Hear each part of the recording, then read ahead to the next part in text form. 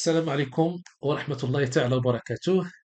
Bienvenue mes amis dans la chaîne de la gestion des projets BTP.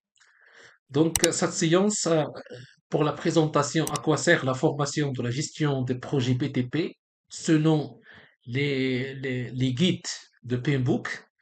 D'accord? À quoi s'agit-il? Quels sont les processus et quelles sont les étapes de projet définies par le PMBOK?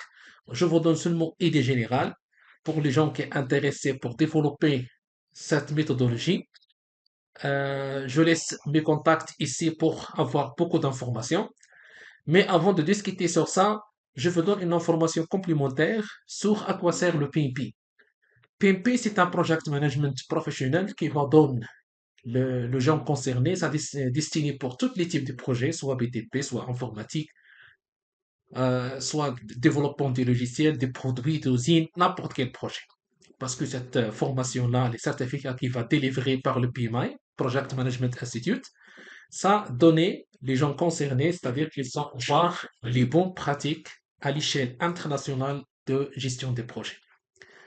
Je vous laisse en contact pour acquérir parmi les gens qui maîtrisent bien au niveau des formations techniques et approfondies au niveau de PMP. Il s'appelle Monsieur Oussama Wakour. Je laisse leur contact et laisser pour avoir d'autres informations complémentaires.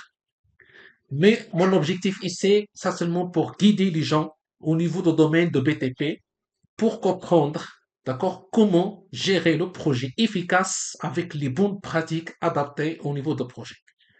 D'accord? Donc, par exemple, ici, le PMBOK, il définit les phasages de projet ou bien les phases de projet à partir de phases au niveau, pour les phases où nous avons le démarrage. Donc, les processus concernés, c'est un groupe de processus initialisation. On va seulement donner une unité. Ça, pour l'initialisation en général, ça seulement pour avoir l'autorisation donc de créer un nouveau projet ou bien une nouvelle phase d'un projet existant. Donc, moi, je concentre directement sur la partie à partir du groupe de processus de planification, dans la phase organisation et préparation. Donc, comment on va faire pour bien planifier notre projet, d'accord? Et après, je vous explique aussi comment exécute notre projet et comment maîtrise notre projet jusqu'à la clôture dans le domaine de BTP. C'est ça l'objectif. D'accord? Donc, au niveau de planification qu'on voit ici, d'accord? Donc, la formation, c'est quelqu'un qui est intéressé pour connaître les informations sur le domaine de BTP. C'est ça mon objectif. C'est quelqu'un qui veut connaître détaillé pour avoir une formation large pour préparer un certificat PMP. Contacter ce contact-là, tu vas voir sur l'écran. C'est quelqu'un qui est parmi les coachs meilleurs, parmi les meilleurs que se trouvent au Maroc pour avoir bonne pratique et bonne formation détaillée sur le certificat, soit les formations sur la préparation et aussi le coaching jusqu'à obtention de votre certificat de PMP, Inch'Allah. Moi, je concentre les parties clés et après, quelqu'un qui veut de développer la planification, soit par le logiciel Emis Project, soit le Primavera, je laisse mes contacts pour développer ces informations-là à quelqu'un qui est intéressé pour gagner beaucoup suite à mes expériences et mes compétences de ce niveau-là. D'accord? Pour les gens, pour comprendre de A à Z comment bien planifier notre projet. Alors, donc pour la planification, donc au cours de notre planification, c'est-à-dire on considère, on va pas intéresser au niveau de initialisation, c'est-à-dire la phase de démarrage. On suppose que nous sommes avec une entreprise, d'accord? On a un projet n'importe quel. Quels sont les processus et quelles sont les données et quels sont les besoins et quelles sont les informations nécessaires pour réussir votre planification. Parce que la planification, ça, l'objectif de développer ce qu'on appelle le plan de management de projet, on va voir ça dans le détail pour les intéressés. Et développement aussi des documents de projet. Donc ça, des éléments de base, d'accord, pour comprendre la planification de projet. La planification, c'est pas pour envoyer et créer les tâches aléatoires ou bien à la base de PQ directement. Il n'est pas des tâches bien précises, bien parfois le projet c'est en cours, on fait le planning, c'est pas ça. Donc il faut gagner le maximum de temps avant le démarrage de projet pour concentrer sur la planification. D'accord? Donc, toutes les informations sont étape par étape. D'accord? On va le, on va le voir. Donc, par exemple, ici, après, on va voir ce qu'on appelle domaine de connaissance, qui s'appelle la gestion de l'intégration de projet. C'est le domaine qui combine toutes les domaines. Donc, pour les intéressés, on va voir ensemble combien de domaines de connaissance et à quoi sert. Seulement, ce vidéo-là, je donne une idée à quoi sert pour comprendre comment on va faire les mots-clés pour réussir la planification. D'accord? Donc, ici, la gestion de l'intégration de projet, on va élaborer le plan de management de projet, c'est-à-dire, autrement dit, donc, quand il y a le dossier de projet et les informations de projet avant le démarrage de projet, on va commencer ce qu'on appelle la planification. Ça, c'est un mot courant.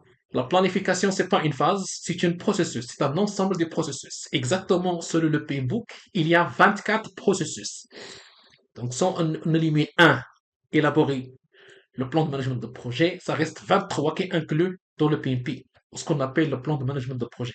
C'est-à-dire, votre rôle avant de démarrer le projet est d'élaborer un plan de management de projet. Quand il est validé avec le top management, c'est-à-dire votre directeur ou bien votre hiérarchie, ça va devenir une base de référence. À partir de ce base de référence de plan de management de projet, tu vas exécuter et maîtriser pour réussir le projet ou bien pour augmenter la chance pour réussir le projet au niveau de délai et au niveau aussi du coût et l'optimisation globale du projet. Alors, donc, seulement peut expliquer que ça, c'est pas une maîtrise, ça, c'est une méthodologie, ce qu'on appelle le standard de management de projet. Donc, après, on va voir ça en détail, je donne seulement des indications. D'accord? C'est-à-dire, au niveau de planification, on va pas toujours aller directement créer les activités, ok? On va estimer de quelle façon, de quelle méthode, ça, c'est un problème. Donc, à partir de cette formation-là, on va connaître tout le monde comment estimer correctement les durées des activités. Et aussi, on va estimer exactement les ressources. D'accord? Et aussi, par conséquent, à la fin, tu vas estimer correctement les coûts. À partir de cette formation qui est destinée pour les domaines de BTP, je vous rappelle, domaine de BTP, d'accord? Les gens qui veulent développer cette connaissance au niveau de management de projet, la gestion des projets, contactez parmi les meilleurs au Maroc. C'est un cabinet, d'accord? Project Coaching Academy, parmi les meilleurs qui met les formations au niveau pour le certificat PMP en général.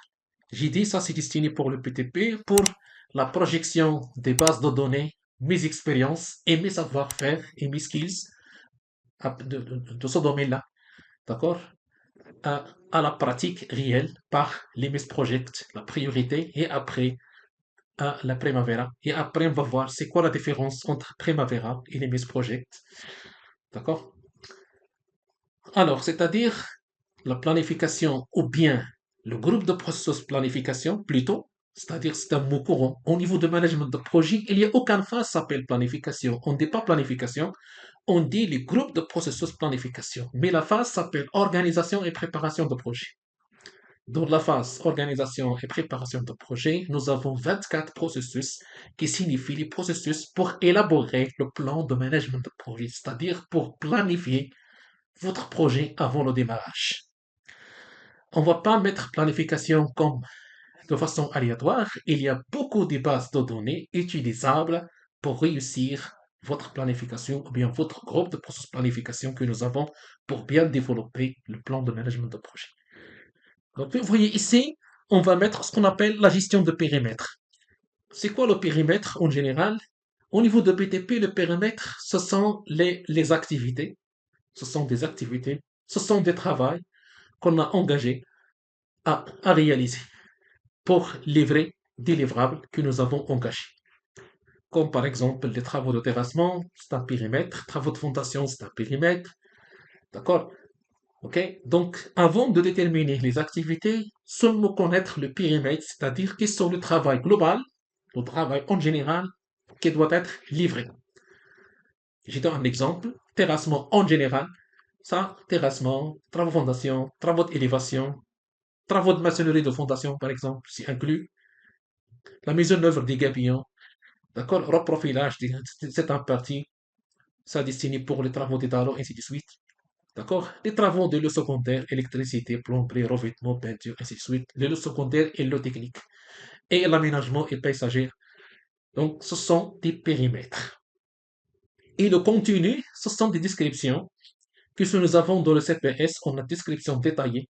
Cette description détaillée, ou bien les caractéristiques, s'appelle le contenu. Donc, ça, donc le périmètre. Donc, c'est ça, il faut avoir une idée sur le périmètre de votre projet. Donc, on va sortir les informations, bien sûr, à notre CPS, le marché, à partir de bordereau. On va avoir le périmètre, d'accord? Et bien sûr, les descriptions et les choses, d'autres choses techniques liées avec les activités se trouvent dans les descriptions techniques de projet. C'est-à-dire, il faut avoir une gestion de périmètre. Pourquoi cet article-là? Pour gérer bien la référence de base de votre périmètre. Pourquoi? Parce que parfois, on a des masses de travaux, ça augmente ou bien ça diminue. Donc, il faut gérer ces modifications-là, d'accord? Pour tracer professionnellement ces modifications, d'accord? Pour éviter le risque. Donc, après, on va voir à quoi sert planifier la gestion de périmètre, comment on va recueillir les exigences, comme nous sommes en entreprise, parce que ça, c'est un détail qui se trouve ici sur le Pinbook. Ça, destiné pour le chef de projet. C'est pas le chef de projet de l'entreprise, non. Le chef de projet pour ce qu'on appelle la stratégie organisationnelle. C'est-à-dire, ce qu'on dit, par exemple, les départements les programmes. Par exemple, ou bien les portefeuilles. Par exemple, si nous avons des projets construction de routes, donc le programme, c'est l'État. Il y a un programme pour créer certains projets. Donc, il va créer les projets. Et les projets, il y a un responsable, soit de l'État, soit privé, qui fait charger pour gérer le projet, ça s'appelle le chef de projet. Mais nous, on parle comme nous sommes chefs de projet avec une entreprise pour différencier entre les deux termes. Donc, après le périmètre, on va créer le WBS. C'est très connu. À quoi sert le WBS? Work Breakdown Structure pour. Et après, à partir de WBS, bien sûr, on va avoir planifié comment gérer l'échéancier, c'est-à-dire le délai. Et après, à partir de WBS, on va créer les activités. On va organiser les séquences. Comment on va créer les séquences? D'accord, les séquences entre les activités. Comment on va estimer la durée. Et après, on va élaborer l'échéancier. C'est-à-dire qu'on va créer le modèle, comment faire de création de modèle, soit à partir d'un MS Project, ou bien Primavera par exemple. D'accord? Donc l'éco, normalement on va pas, nous sommes en BTP, on va pas aller directement sur l'éco, il faut aller directement sur les ressources. On va planifier la gestion des ressources, à quoi sert, comment on va estimer les ressources destinées pour le projet. Quand on a les ressources OK, après on a la durée des activités déjà élaborée, l'échéancier est déjà élaboré, on a les ressources, on peut entamer la gestion du coût de projet. D'accord? Comment on va planifier la gestion du coût? Comment estimer le coût? Et comment déterminer le budget? À partir du coût, comment on va obtenir, d'accord, les budgets? Parce qu'il y a une différence entre le budget et le coût. D'accord? Il y a des budgets qui contiennent bien sûr les coûts plus ce qu'on appelle les imprévus, pardon, les aléas. D'accord? Ce qu'on appelle la consolidation du coût s'appelle le budget. D'accord? Les budgets et on ajoute les imprévus par le top management. D'accord? Donc, nous, qui concerne seulement les coûts des activités, d'accord? Plus les aléas en général, la consolidation. Donc, ce budget-là, c'est ça qui nous intéresse à suivre dans le chantier. Très bien. D'accord? Donc, et après, on va voir comment on va intégrer la gestion de la qualité, donc la qualité de ce projet-là. D'accord? Quelles sont les exigences? D'accord? Parce qu'on a déjà déterminé le périmètre qui est aux exigences. Parmi les exigences, on a l'exigence de qualité aussi. D'accord? Comment on va planifier la gestion de qualité? D'accord? Comment on va faire planification avant le démarrage du projet? Quels sont les éléments nécessaires? Ce qu'on appelle le plan d'assurance de qualité, le PAC, de à quel niveau? D'accord? La politique interne de l'entreprise, ce qu'on appelle le SMQ, System Management de qualité. Euh, Quelles sont les choses importantes à gérer? On va intégrer bien sûr au niveau du coût. Il y a une coût de prestation, ça s'appelle le coût de la qualité, soit de non-conformité ou de conformité. Donc, il y a une collaboration entre les processus. D'accord? Et après, bien sûr, on va voir la gestion de communication. La communication, c'est-à-dire comment on communique avec les clients au départ. Quelles sont les formalités de soit écrit, soit verbal, non verbal, formel, non formel. quels sont les éléments de base pour réussir la communication. C'est pas seulement avec les clients, avec les parties prenantes en général, soit internes, soit externes, même en interne de l'entreprise aussi. Et ici, c'est une partie, on va créer un tableau de bord pour la gestion des approvisionnements. C'est très intéressant. D'accord? D'accord? C'est-à-dire tout ce qui est quantifié à l'avométrie, ce qu'on appelle, pour avoir les quantités qui va aider collaborer entre les quantités que nous avons et les ressources que nous avons pour avoir une délai, la duration, l'estimation des durées, ça, parce que l'estimation, ça base sur les ressources que nous avons utilisées, bien, plus les quantités prévues de chaque quantité. Donc, quand la quantité elle est intégrée pour avoir la durée, et par conséquent, on a conclu le coût, ces quantités-là, il va gérer ce qu'on appelle la gestion des approvisionnements. Soit les quantités qu'on a dans le planning à exécuter et d'autres approvisionnements liés au projet, soit les fournitures de bureaux de chantier, soit des accessoires, n'importe quelle chose, il faut gérer des approvisionnements. C'est-à-dire, on va avoir une décision, quelles sont les choses, les prestations à acquérir, d'accord, avec une traçabilité. Quels sont, parce que parfois il y a de stocks de chantier dans les magasins différents, tu peux gérer entre les stocks au lieu de acheter une nouvelle fois pour optimiser sur le projet. Et après, on va voir comment on prend en considération les risques pour élaborer une échéancier efficace, c'est-à-dire le délai. Comment réussir notre planification là, ou bien le groupe de processus planification, on prend en considération les risques. Et c'est la gestion des parties prenantes, c'est un élément euh, indispensable aussi. Les parties prenantes, comme les parties prenantes externes pour l'entreprise, comme par exemple l'externe, comme le client. Pour l'entreprise, c'est une partie prenante externe.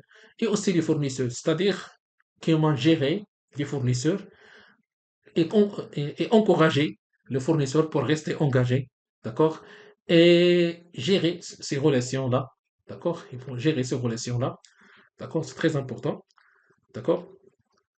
Ça combine entre les parties prenantes et les éléments qui se trouvent dans les approvisionnements afin de réussir le projet. Afin de réussir le projet, ok? Donc, c'est ça en général, il y a ce qu'on appelle, il y a 9 domaines de connaissances. Le 10e, c'est l'intégration qui combine.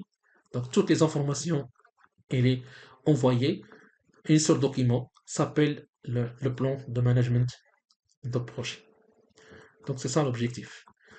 D'accord? Tout ce qui est concerné, on peut commencer. D'accord? Alors, bon courage.